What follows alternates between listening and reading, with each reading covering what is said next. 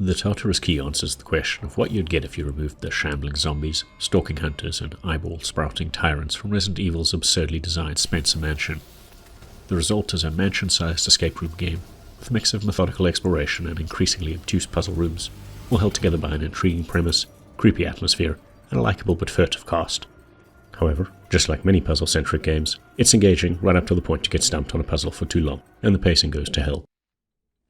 The Tartarus Key is best described as a retro-style, PS1-era first-person puzzler with chunky but atmospheric environments, angular but distinctive character models, and talking-head dialogue, text only, with a tone that swings back and forth between psychological horror and B-movie cheese.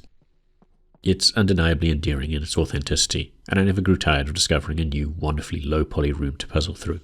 It's also reasonably creepy thanks to the great ambience, an understated soundtrack, some less than authentic dynamic light sources, a distant shroud of darkness that emulates the PS1's rendering limitations, and textures just blurry enough to let your imagination fill in the gaps.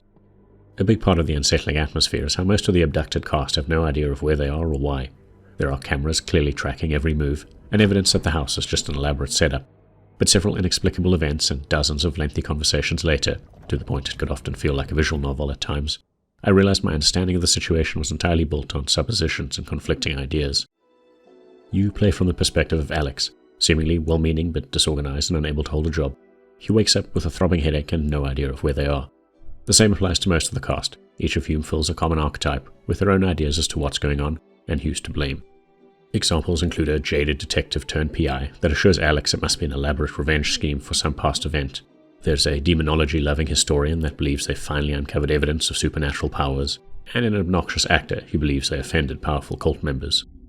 All the abductees, including Alex, are slow and reluctant to reveal details about themselves, making it difficult to decide if they're all victims of some outside force, or part of some greater plan.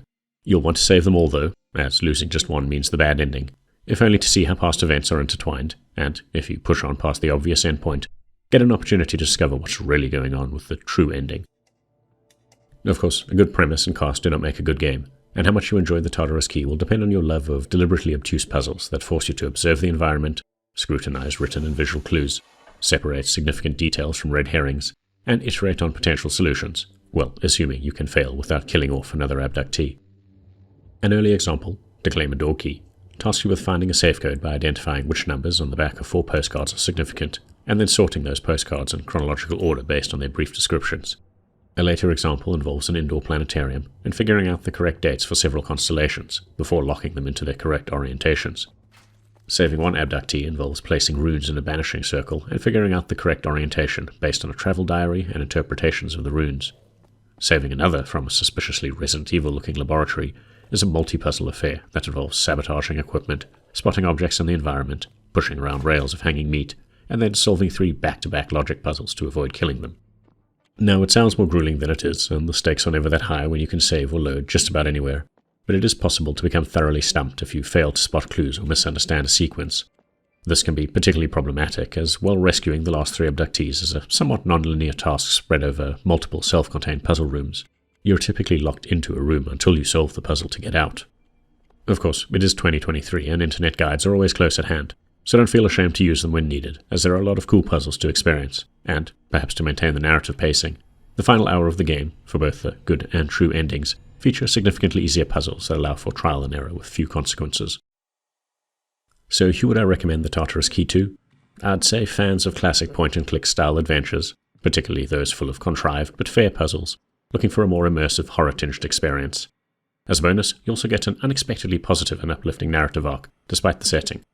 Now sure, it's never fun getting stumped on a puzzle, and some conversations went on for far too long, but there are very few puzzle games quite like the Tartarus Key, and even less retro-inspired games that tap into that era's inherently unsettling attempts at creating fully 3D first-person games. If you've got this far, please consider giving the video a like and maybe subscribing to our channel as it helps us grow.